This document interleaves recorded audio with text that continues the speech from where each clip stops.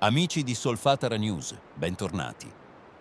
La vostra presenza costante e attenta, come il respiro profondo della caldera, ci permette ogni giorno di portare avanti questo monitoraggio indipendente.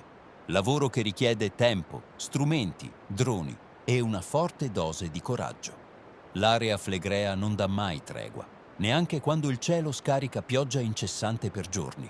E quando finalmente il maltempo concede un attimo di tregua, infilando i nostri droni tra le nuvole, ci tuffiamo dentro a quel mondo sotterraneo che ribolle sotto la crosta, un universo invisibile ma potentissimo che pulsa sotto i nostri piedi.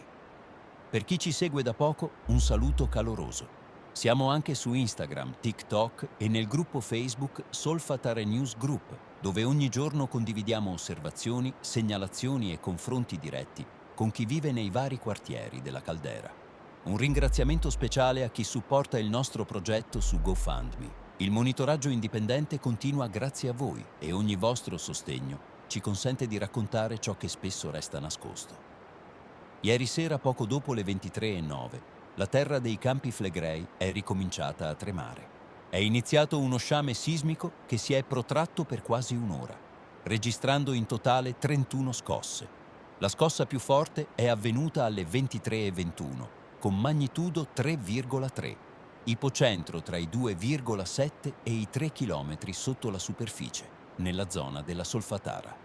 Il tremore è stato avvertito nitidamente non solo a Pozzuoli, ma anche a Bacoli, Quarto e nei quartieri occidentali di Napoli.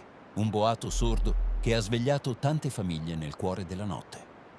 Questo sciame, 31,20, il più intenso di magnitudo 3,3 con ipocentro superficiale, è la conferma che la caldera è tutt'altro che inquiete.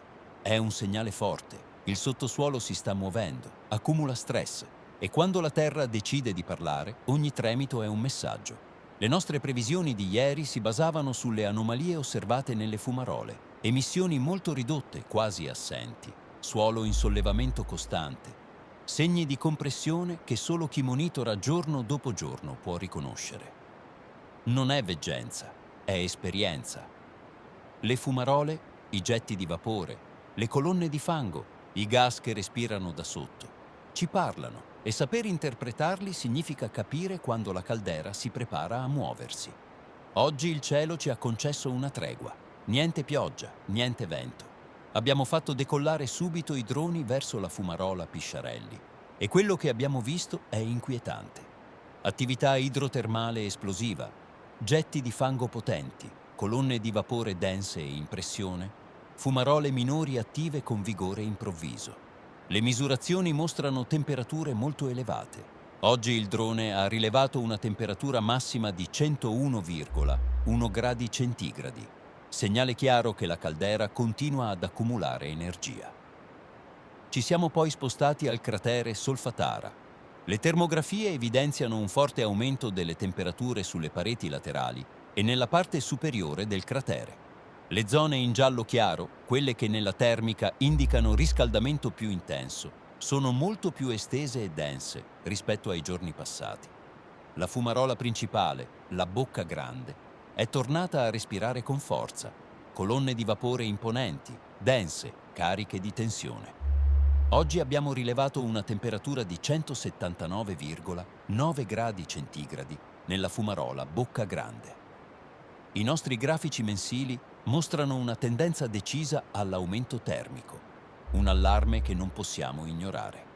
Ma non è solo la natura a farci temere.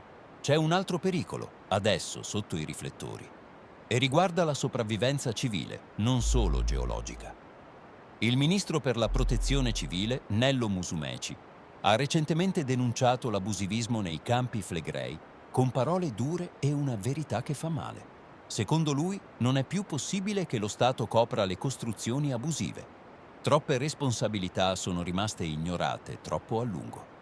Ha puntato il dito contro chi ha realizzato edifici senza permessi o con autorizzazioni irregolari, in un territorio che da sempre convive con il rischio vulcanico.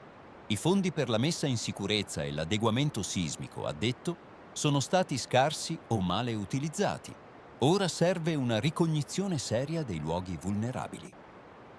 Noi però Vediamo la situazione con occhi diversi e più ampi. Dopo anni di favori politici, condoni, licenze regolari ottenute grazie a mazzette, dopo decenni in cui le regole sono state piegate, non possiamo permettere che lo Stato e la politica continuino a dividere i cittadini in due categorie. Non è più tempo di classe A contro classe B, quelli con permessi regolari e quelli che li hanno ottenuti con favori. Perché in questo momento di pericolo reale e imminente, tutti devono essere tutelati allo stesso modo. Chi ha costruito rispettando le regole, chi ha acquisito licenze in maniera discutibile, chi ha versato mazzette, oggi, davanti alla potenza della caldera, tutti siamo sullo stesso livello. Nessuno deve essere lasciato solo. È assurdo pensare che ora alcuni chiedano leggi nuove, norme più rigide, quando per anni gli stessi politici e dirigenti hanno permesso tutto questo, gestito i favori, chiuso un occhio, intascato soldi. Oggi la natura non fa sconti, non discrimina tra chi ha costruito in regola o no, e nemmeno noi che viviamo su queste terre possiamo permetterci di farlo. A chi ci guarda diciamo: restate con noi, continuate a seguire i voli dei droni, le termografie e i grafici delle fumarole. Ogni dato che condividiamo è un pezzo di vigilanza. Non facciamo allarmismo gratuito, facciamo informazione, consapevolezza, lotta per la sicurezza. Ogni tremore, ogni emissione di vapore, ogni aumento termico è un avvertimento. Grazie a tutti voi che ci sostenete, commentate, condividete e restate con noi fino alla fine. Domani torneremo in volo sulla Solfatara per mostrarvi quello che la terra e il vapore ci raccontano. Continuate a osservare, informarvi e soprattutto non sottovalutate mai la potenza della caldera dei Campi Flegrei. Restate vigili. A presto!